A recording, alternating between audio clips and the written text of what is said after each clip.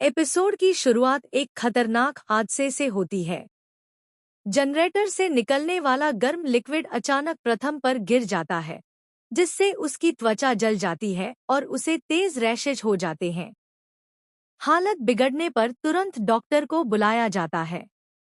इसी दौरान प्रथम के पिता उसे अपने पास ले आते हैं। यह देखकर प्रथम भावुक हो जाता है। जब डॉक्टर उसकी जांच करके चले जाते हैं, तभी एकता सबके सामने राध्या के बारे में बेहद अपमानजनक बातें कह देती है। वह गुस्से में यह तक कह देती है कि प्रथम की हालत की वजह सिर्फ राध्या है और उसी से शादी करने का नतीजा आज सबको भुगतना पड़ रहा है। डॉक्टर के जाते ही प्रथम का गुस्सा फूट पड़ता है और वह एकता पर बुरी तरह भड़क जाता है। रजनी जी भी एकता की बातों से नाराज हो जाती हैं और उसे डांटते हुए कहती हैं कि वह बिना सोचे समझे ऐसी बातें क्यों कर रही है। इन सब के बाद प्रथम को एहसास होता है कि उसने अपने ही परिवार पर भरोसा करके शायद बहुत बड़ी गलती कर दी।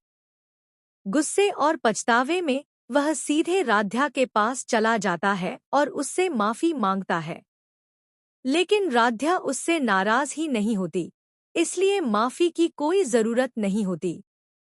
वह प्यार और समझदारी से प्रथम का ख्याल रखने लगती है।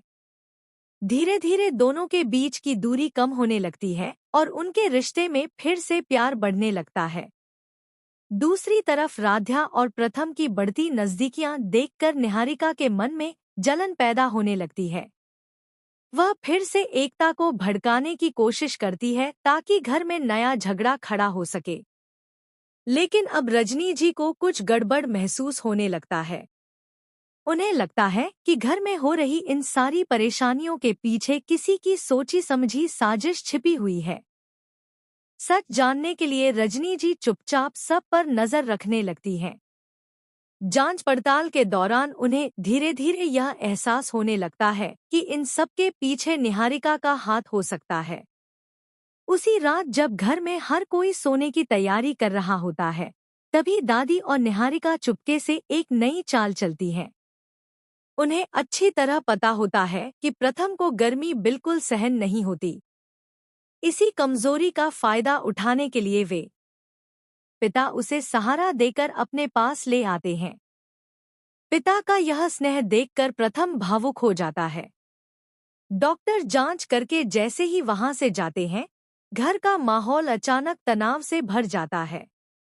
एकता सबके सामने राध्या के बारे में बेहद अपमानजनक बातें कह देती है।